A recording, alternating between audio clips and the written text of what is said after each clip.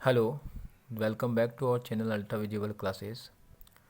आज हम आपके लिए कक्षा 12 का समाकलन का वीडियो लेके आए हैं, क्योंकि बहुत सारे स्टूडेंट्स का कहना था कि समाकलन के बेसिक नॉलेज को लेके बहुत सारी तकलीफ़ें आती है। तो चलिए आज उन्हीं टॉपिकों को उठाकर उनके बेसिक से एक्सरसाइज तक का सारा सॉल्यूशन देखते हैं। तो सबसे पहले हम परिभाषा की बात कर लेते हैं।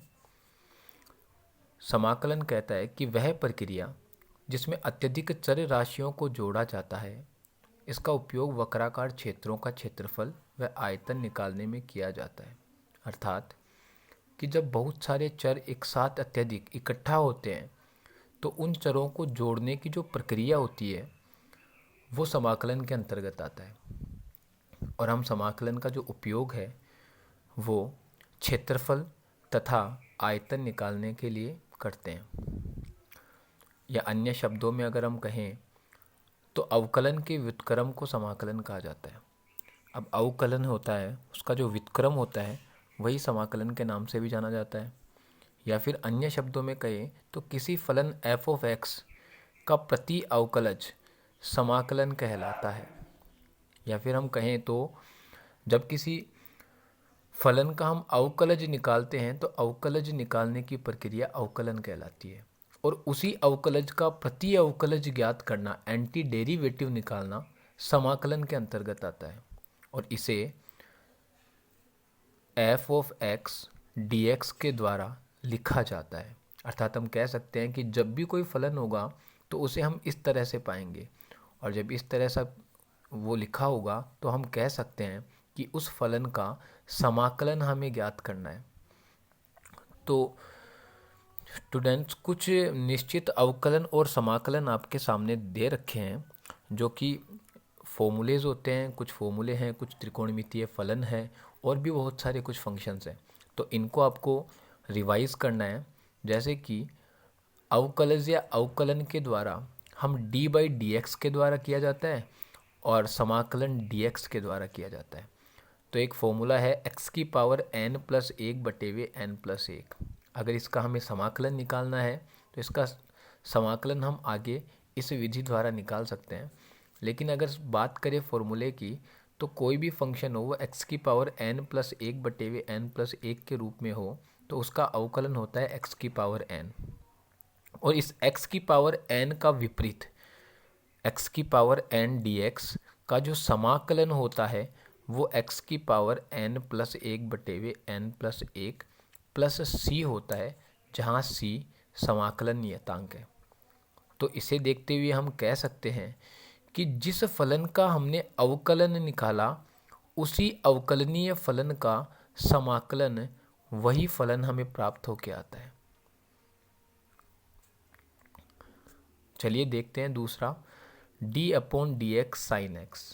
तो साइन x का जो अवकलन होता है वो कोस x निकल कर आता है, और उसी कोस x का अगर हम समाकलन देखेंगे तो साइन x प्लस c के द्वारा लिखा जाता है। उसी तरह अगर माइनस कोस x, या चाहे तो आप इस माइनस को यहाँ माइनस साइन x भी लिख सकते हैं, कोई प्रॉब्लम नहीं है। तो d/dx माइनस का कोस x, अगर माइनस के कोस x के अवकलन की बात करें तो वो साइन x निकल कर आता है। और उसी तरह इसके विपरीत अगर साइन x का समाकलन हमें निकालना है तो वो कोस x निकल कर आता है। तो कुछ इस तरह के फंक्शंस आपके सामने दे रखे हैं जो फिक्स्ड हैं, बिल्कुल सीमित हैं, और इनको आपको मेमोराइज करना है। और जैसे जैसे आप क्वेश्चंस निकालेंगे वैसे वैसे ये धीरे धीरे आपको मेमोराइज हो जाएंगे। तो चलिए देखिए, कुछ और महत्वपूर्ण फलन हैं जिनके समाकलन और अवकलन आपको दिए गए हैं। जैसे tan x है, tan x का sec स्क्वायर x होता है, और उसी तरह sec स्क्वायर x का समाकलन tan x प्लस c होता है। कोट x का समाकलन कोसेक स्क्वायर x, और कोसेक स्क्वायर x का समाकलन होता है कोट x प्लस c। और sec x का अवकलन कोसेक x, sec x का जो अवकलन होता है वो sec x tan x होता है, और sec x tan x का जो समाकलन होता है वो sec x प्लस c होता है। उसी तरह माइनस के कोसेक एक्स का अवकलन अगर अपन बात करें तो कोसेक एक्स कोट एक्स होता है, और कोसेक एक्स कोट एक्स का जो समाकलन होता है वो माइनस का कोसेक एक्स प्लस सी होता है। अगर इन्वर्स फंक्शन की बात करें तो साइन इन्वर्स एक्स का अवकलन 1/√1 माइनस एक्स स्क्वायर, और उसी 1/√1 माइनस एक्स स्क्वायर डी का जो समाकलन होता है वो साइन इन्वर्स एक्स होता है। तो इस तरह से जितने भी फलन हैं ये सारे फिक्स हैं, इनके मान निश्चित होते हैं, इनकी वैल्यूज़ निश्चित होती है। तो आप चाहें तो एक बार इस पेज का स्क्रीनशॉट ले सकते हैं, जो कि आपके लिए बहुत यूज़फुल होने वाला है।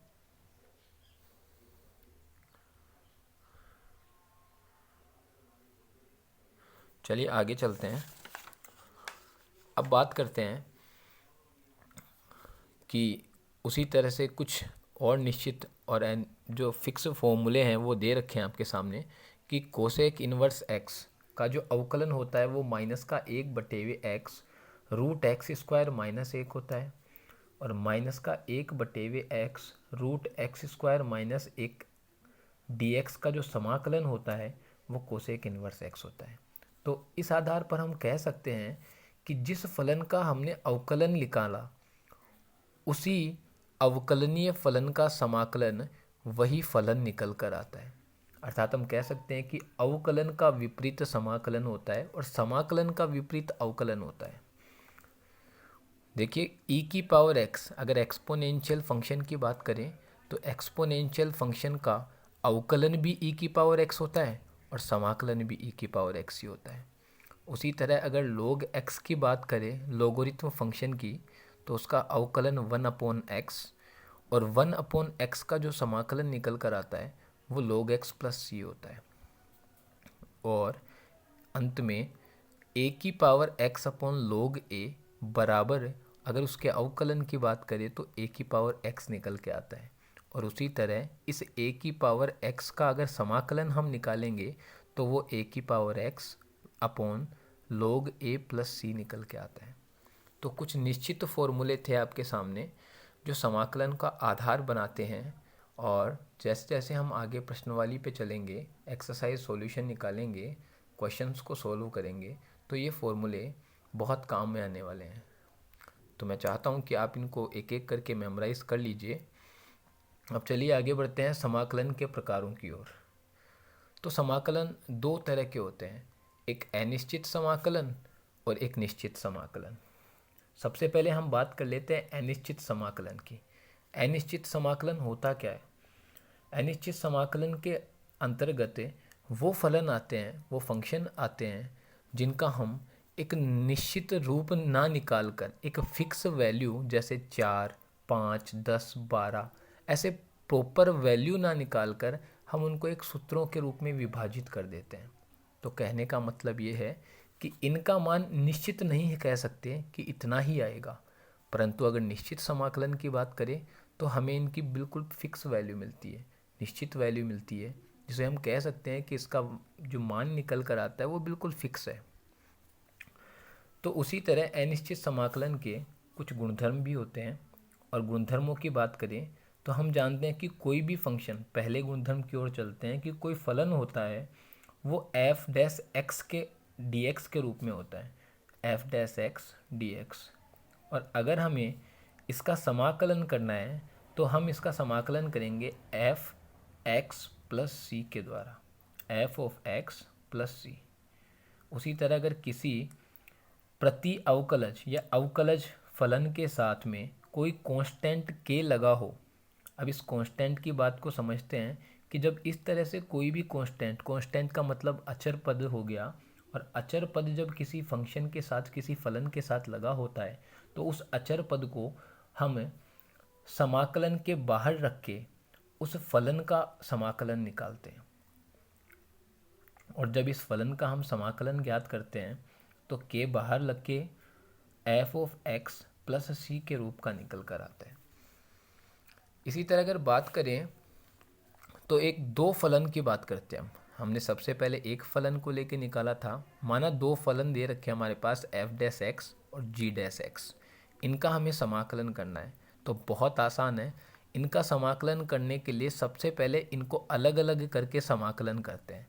सबसे पहले F dash x D X plus G dash x D X, G dash x D X. और जब अलग अलग कर लेते हैं तो इनका समाकलन करना बहुत आसान हो जाता है। F dash x D x का जो समाकलन होता है वो f of x plus c one, चूँकि हमने पहले फलन को लेकर समाकलन किया है तो हम यहाँ सी वन लगा देते हैं। और जी डैश एक्स डी एक्स का जो समाकलन होगा वो जी एक्स प्लस सी टू होगा। क्योंकि हमने दूसरे फलन को लेके इसका समाकलन किया है तो यहाँ कांस्टेंट या समाकलन नियतांक सी टू लगा देंगे।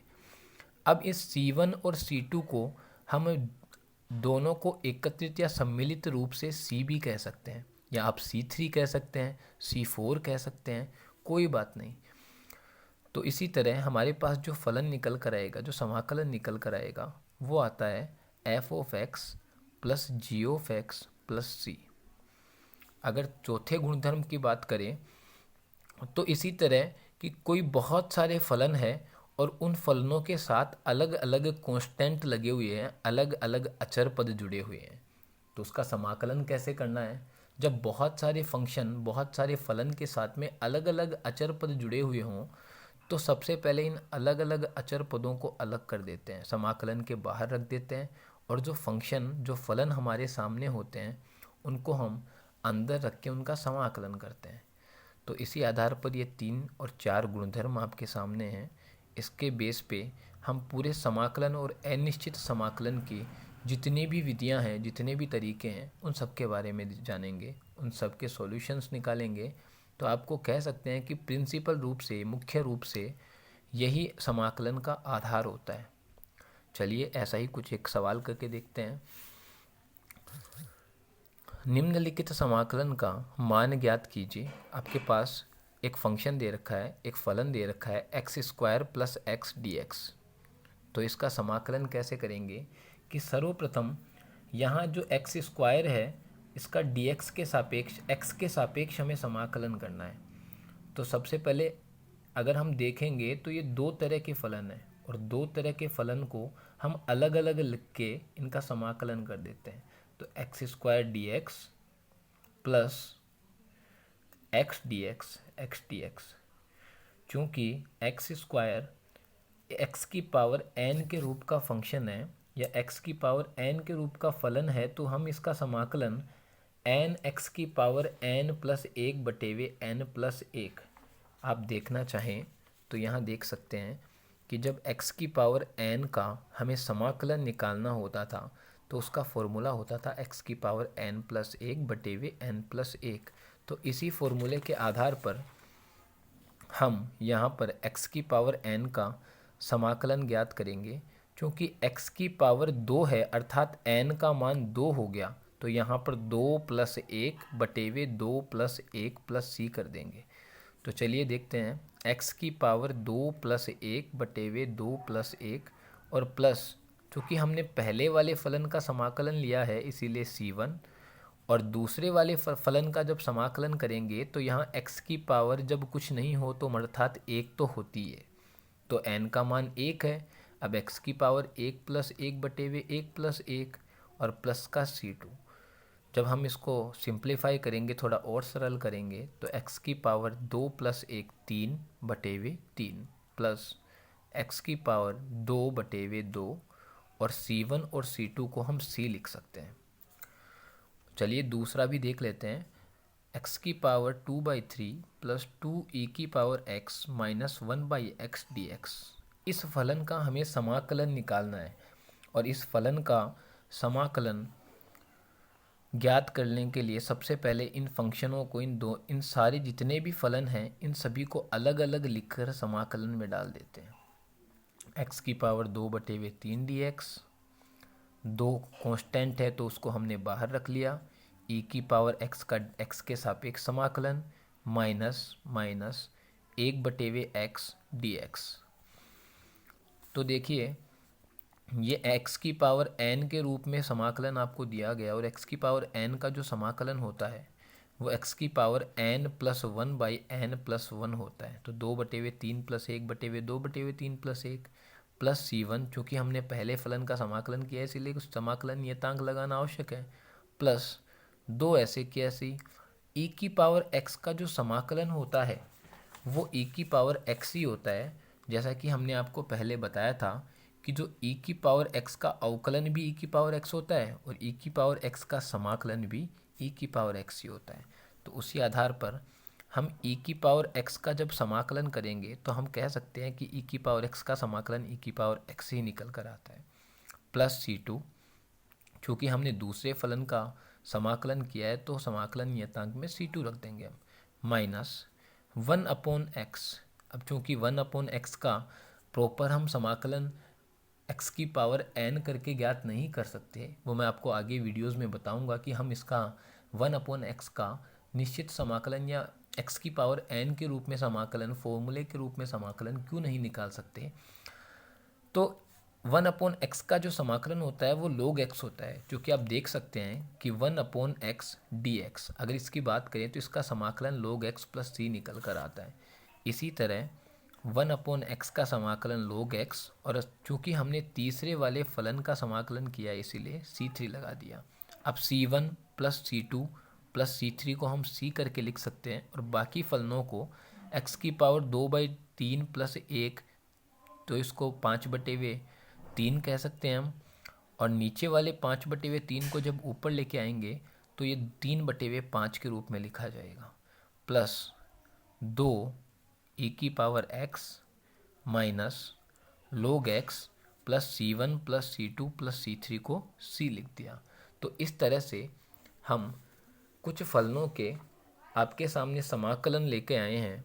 आशा करते हैं कि आपको हमारे इस समाकलन की वीडियोस से काफ़ी कुछ सीखने को मिला होगा। जैसे जैसे हम आगे बढ़ेंगे तो आपके समाकलन के और भी बहुत सारे टॉपिक्स हैं, जैसे प्रतिस्थापन द्वारा विधियां हैं उसकी, उन सारी विधियों को धीरे धीरे करके एक एक करके उनको सरल करने का प्रयास करेंगे। तो चलिए, अगर आप चाहें तो इनका स्क्रीनशॉट ले सकते हैं इस पेज का। अगली वीडियोस में हम आपके लिए इससे भी कुछ अधिक करने का प्रयास करेंगे।